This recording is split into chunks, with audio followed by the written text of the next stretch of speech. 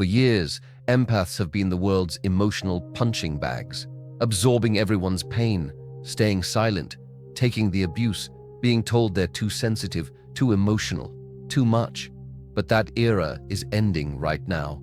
Carl Jung predicted this moment, a psychological shift so powerful it would flip the entire social order.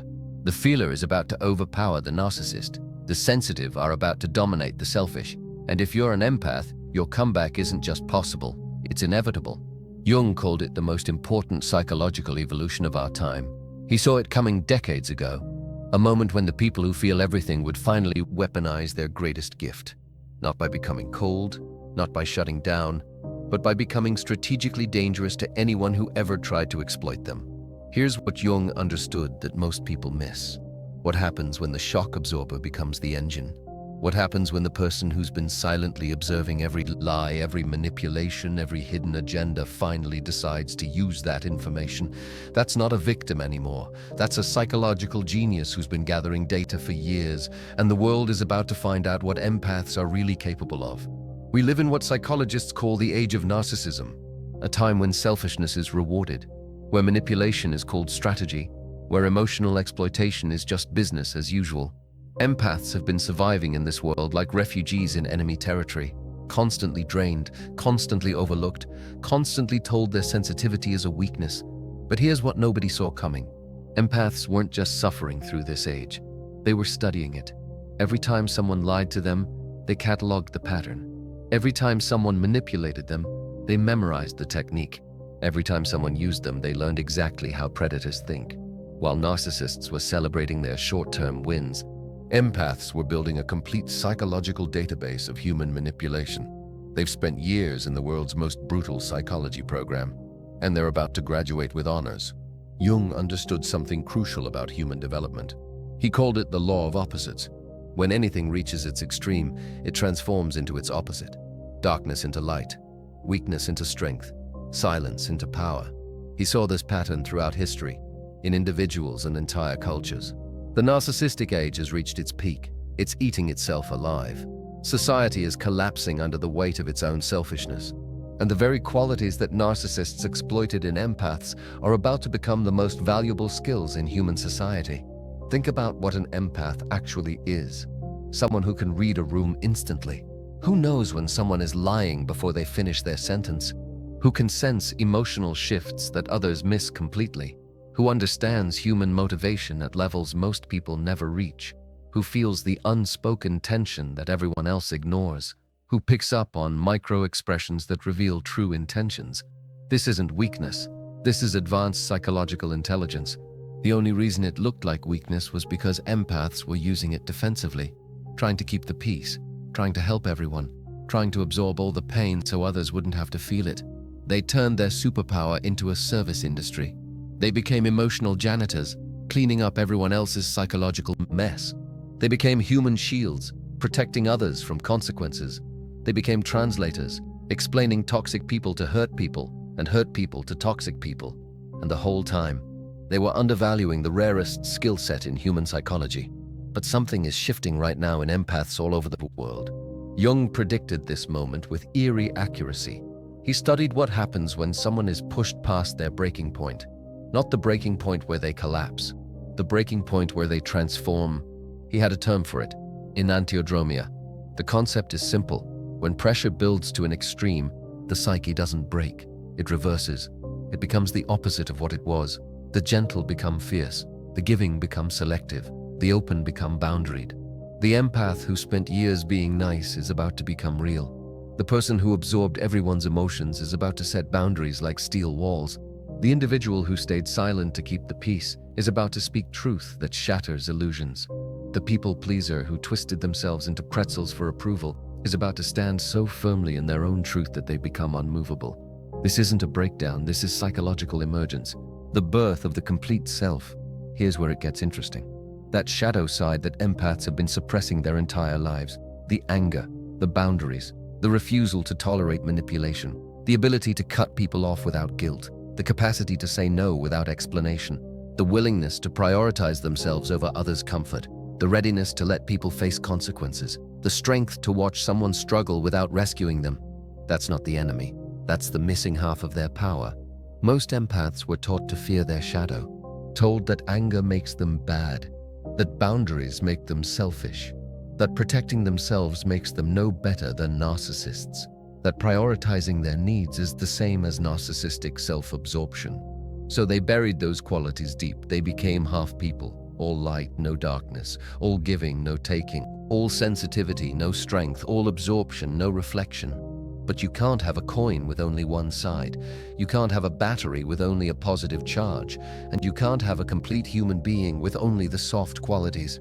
Jung spent his entire career trying to get people to understand this. Integration, wholeness, the union of opposites. He called it the most important work a human can do. The empath's comeback isn't about becoming a narcissist. It's about becoming complete, adding the missing half.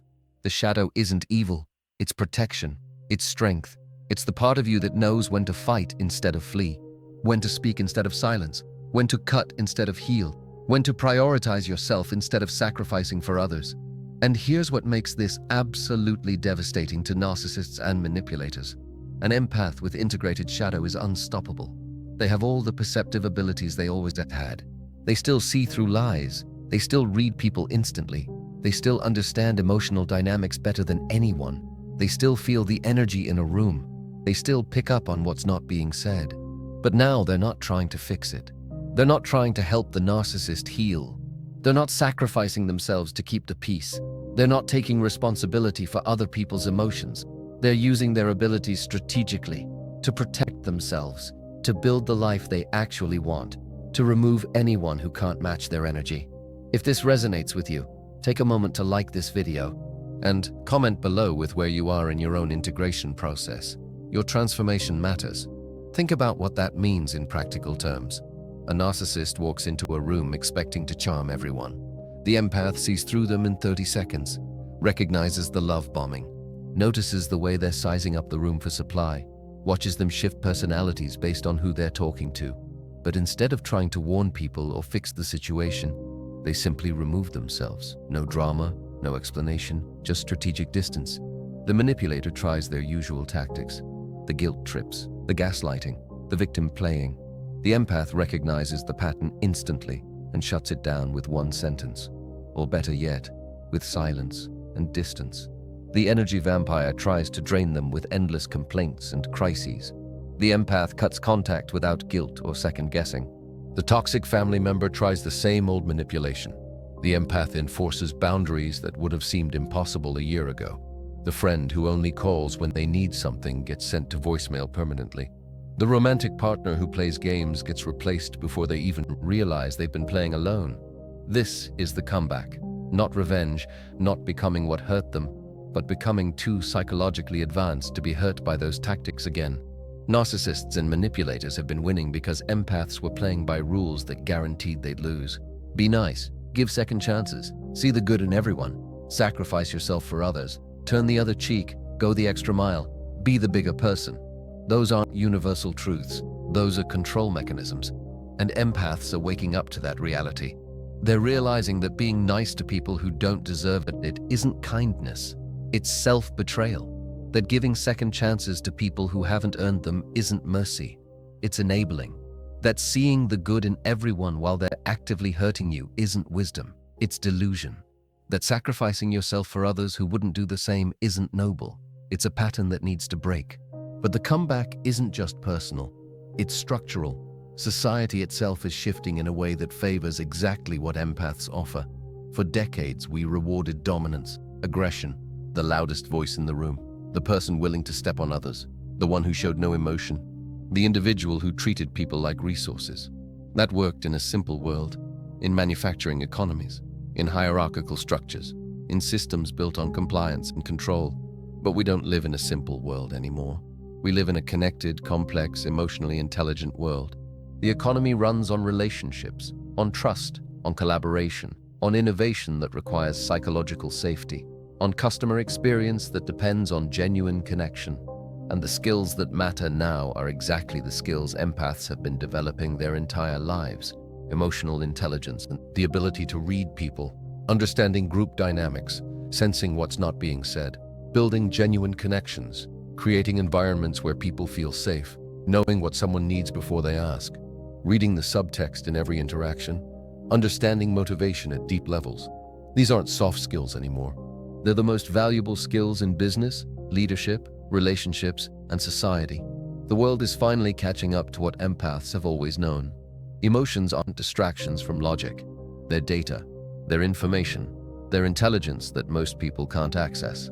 Companies are starting to realize that the aggressive leader who gets short-term results burns out teams and destroys culture.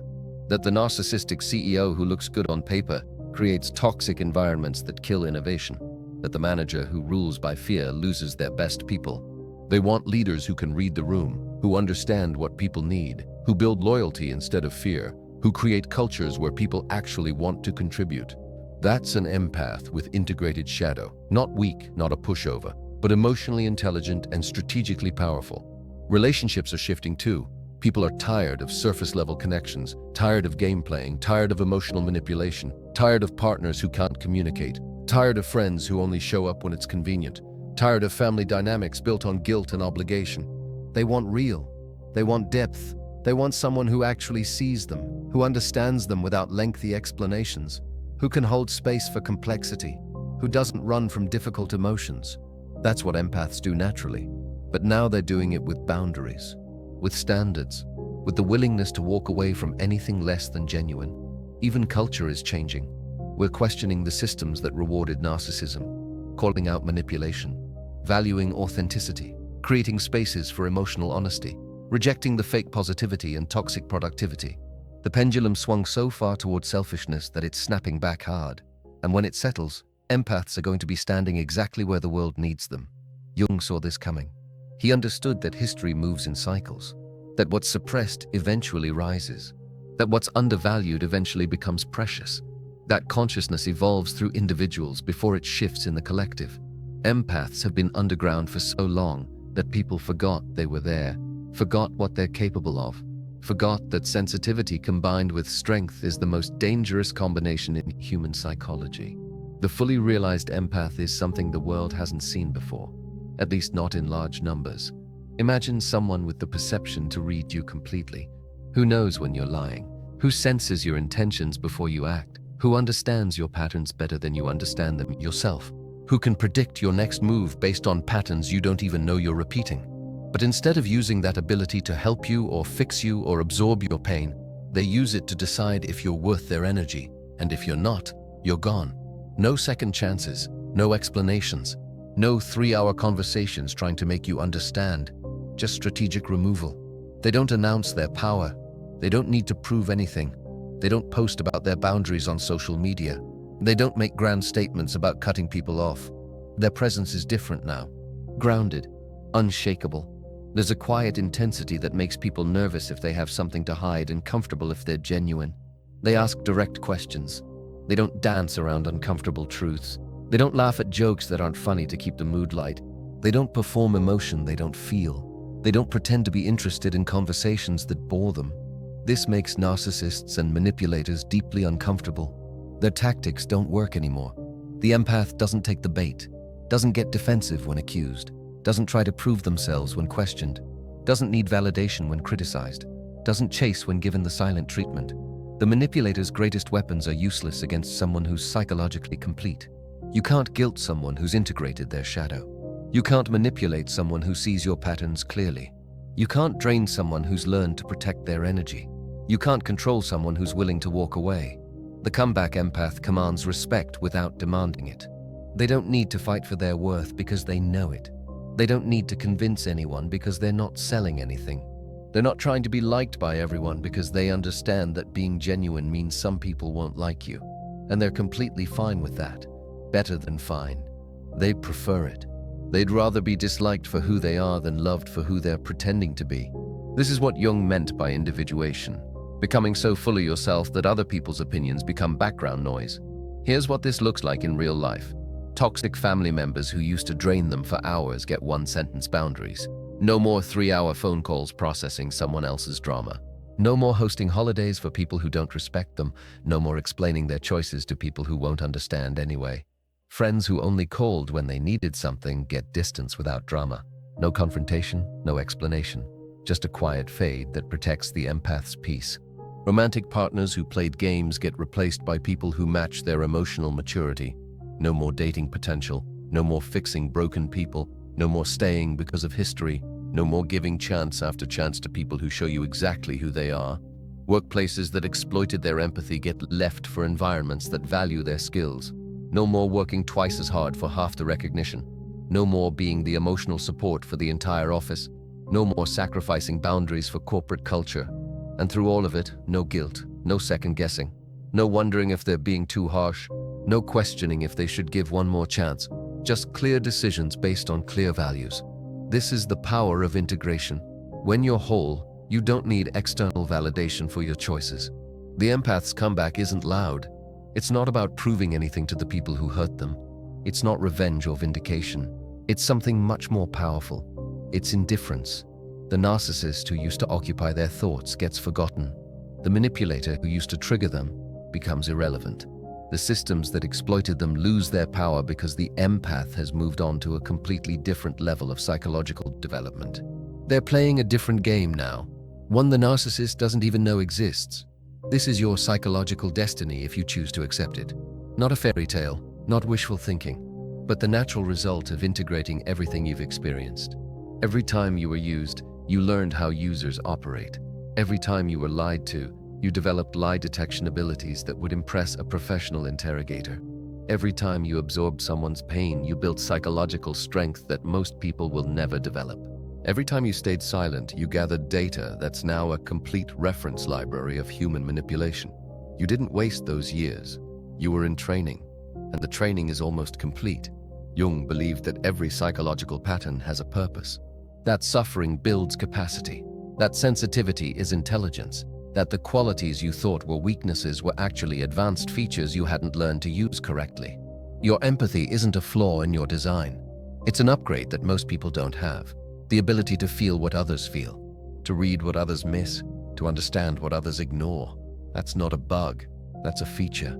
You've been running advanced software on outdated programming, trying to be nice in a world that rewards real. Trying to help everyone in a system designed for self-protection. Trying to absorb pain in an age that creates it constantly. But you're updating the programming now, adding the missing code, integrating the shadow, building boundaries, learning to use your abilities strategically instead of defensively. And when that process completes, you become something the world desperately needs. Someone who can see clearly and act powerfully, who can read people accurately and choose wisely, who can feel deeply and protect fiercely, who can love genuinely and walk away cleanly.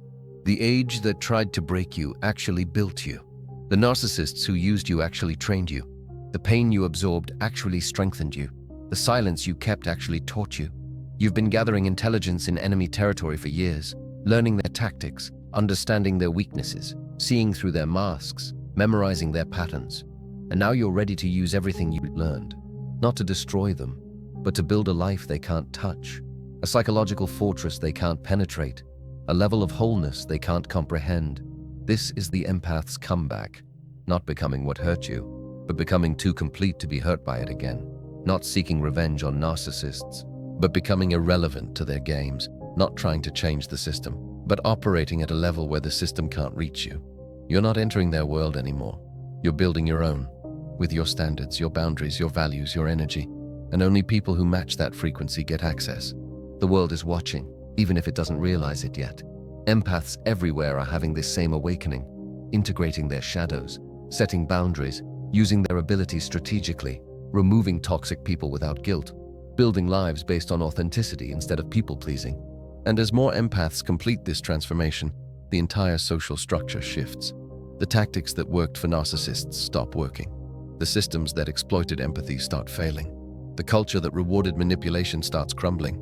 Jung predicted this shift because he understood psychological law. What's suppressed must eventually surface. What's undervalued must eventually rise. What's exploited must eventually revolt. Not with violence, not with chaos, but with transformation. The empaths aren't coming for revenge. They're coming into their power, and that's infinitely more dangerous to systems built on exploitation. Your comeback isn't something you need to force. It's already happening. Every boundary you set, every toxic person you remove, every time you choose yourself over someone else's comfort, every moment you speak truth instead of staying silent, every instance you trust your perception instead of doubting it, every decision to walk away instead of fix, you're already transforming. The only question is whether you'll do it consciously or unconsciously, whether you'll embrace the process or fight it, whether you'll integrate your shadow or continue suppressing it. If you're ready for your comeback, you already know it. You feel it in your body.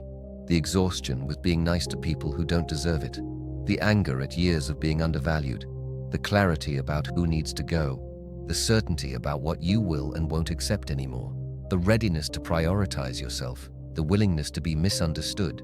That's not bitterness. That's not you becoming cold. That's integration. That's wholeness. That's the missing half of your power finally emerging.